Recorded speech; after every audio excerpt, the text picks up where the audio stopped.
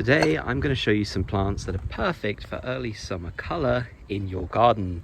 These will all be perennials, so they come back each and every year. All of them on this list are hardy, especially in the United Kingdom. However, you might want to check the RHS to get more information on each one. I will put their names on screen.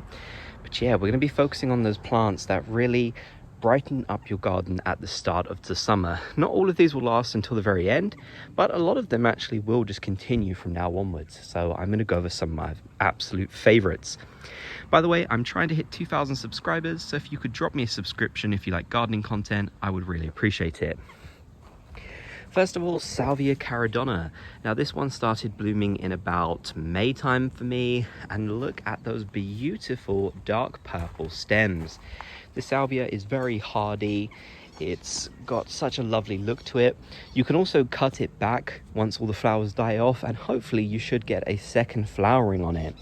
It's probably about waist height for me. I'm probably about, I don't really know, but yeah, it gets to a decent height. It's not too tall. It can get a little bit taller than this. So it's a really nice one for that very vibrant, standout, early summer color in your garden by about May, June time. Another one that I love is Arrantia. This will be here right until the end of the summer. This will definitely give you some late interest. It doesn't mind partial shade, and it gets these beautiful flowers which have such a gorgeous design. You can get lots of color variants of it as well. All of them are sort of pinkishy purple colors, but they do vary. You've got this lighter one, and then back here you've got this really light, almost white one. So they're really great for some early summer color within your garden. They're pretty low growing as well, so you can kind of just have them weaving in and out of other plants.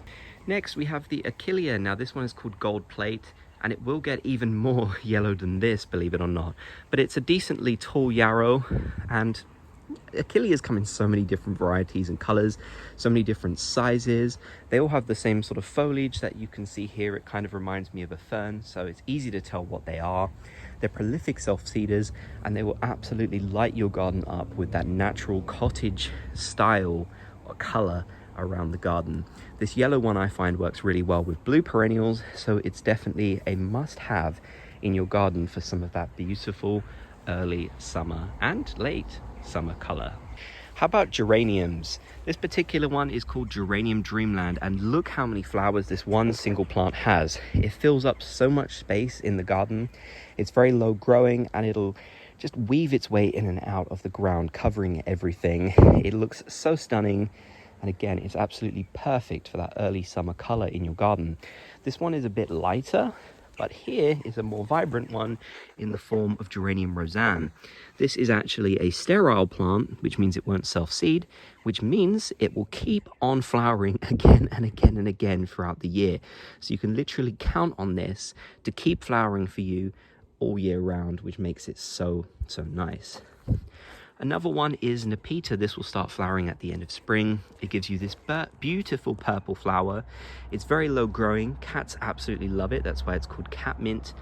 I just love how it grows over the edges of pathways. I think it's so beautiful. It stands out so nicely, and it smells really nice too. It's kind of got a sort of minty smell to it. So definitely one of my favorites for some lovely early summer color in the garden. Another one is Red Valerian, also known as Centranthus. Here we have it growing on tall stems. It seems to really enjoy this weather this year where it's been quite dry. It's doing so well. It's very prolific. It's an amazing self-seeder, and its lovely sort of tall heads will just kind of weave their way in and out of other plants. As you can see, it's kind of hard to tell, but it's sort of growing amongst so many different things here. The bees also absolutely love it. I have some more over here, which is a lighter sort of pink color, and then over there I have a white one. So as you can see, it comes in many different varieties, and it's such a beautiful one for early spring color within your garden. Here's another one, a beautiful pink, sort of tallish flowering one, which is called Linearia Purpurea Canon Went. This one, it's more about the foliage, which is a sort of darker kind of color, but still the flowers are so pretty, and it will give you those really sort of tall pops of colors growing above everything else. You can see another one growing here, and yeah, it's just so nice. It's also loved by the pollinators, so if you're looking for something that will really have that lovely effect, when in terms of sort of growing up through other things and sort of having tall spires of color coming up, then you'll really like this one. Another one, of course, is the geums. Now, these will actually flower from very early spring, but the sterile versions, aka the ones that don't grow seeds, will just keep on flowering basically until the end of the year. This is a yellow one called Geum Lady Stratofen, but we also have the very popular Geum Totally Tangerine.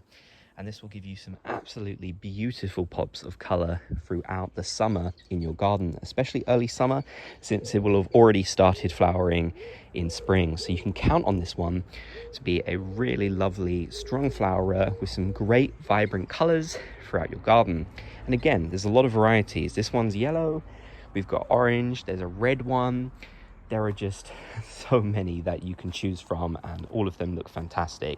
I spoke about Salvia Caradona, but how about Salvia Bumble Sky? This one will really stand out in your garden because it's so unique. It's got these sort of light blue lilac-y flowers.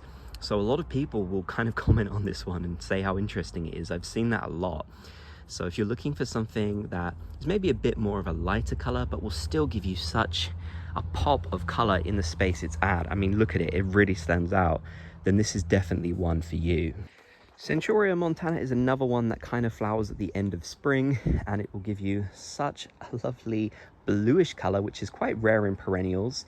I really like this one. It's also beloved by the pollinators. So if you're looking for some early summer color, then this could be a great choice for you. We also have poppies. These ones are called Oriental Poppies. This is Papava Princess Victoria Louise, I believe, and just look at that beautiful pink color. The heads are actually pretty big compared to my hands. It's very prolific at flowering. It'll do a lot. It's a decently sized plant too, only for its first year, and yeah, I mean, look at that color. It's so beautiful. It's really going to stand out and give your garden exactly what you're looking for. We also have the rose Campion, which has these really, really lovely hot pink colored flowers. You can get different colored ones. There are ones in white. There are lighter ones than this, I believe. But I love this particular classic one. I just think it looks so gorgeous. And it really, really stands out. I mean, look at it compared to that Centuria and the poppy in the foreground. Which one do you notice first? I'd be curious in the comment section, because for me, it's definitely that rose Campion. Lavender is also a must-have for some early spring color. I mean, lavender is just an English cottage garden classic. It's a very prolific flower. It's got a beautiful scent to it. It's absolutely loved by pollinators, one of their all-time favorites. I would just recommend you get English lavender. Personally, for me, the French and Spanish varieties are not hardy at all here in the UK. So maybe if you're somewhere that's got quite a hot climate, hot and dry, you might be able to get away with those French and Spanish ones. But if you're in a sort of cooler climate like the UK, somewhere in Scandinavia or such, or colder parts of America, I'd recommend this one instead, because it really likes to be dry. But it can tolerate our UK weather quite well, so it's not quite as difficult as, say, some of the others are to look after. Salvia Hot Lips is another one. This has become so popular in recent years. I've got it right next to my big Geranium Dreamland, and it's got these beautiful red and white flowers, which is so unique. Nothing else looks like it in the garden, in my opinion. It will start off with sort of red flowers. They'll turn kind of pinkish, and then they will transform into this double color, which is so cool. There are so many different ones in the Lip series, but this is one I highly, highly recommend. So yes, those are some of my favorite perennials for early summer color. I'm also going to do a guide on ones for late summer color as those start to come in, but we've got a little while yet. It's only June here. There's definitely more that I could share, but I'd love for you to share some of your favorites in the comment section down below.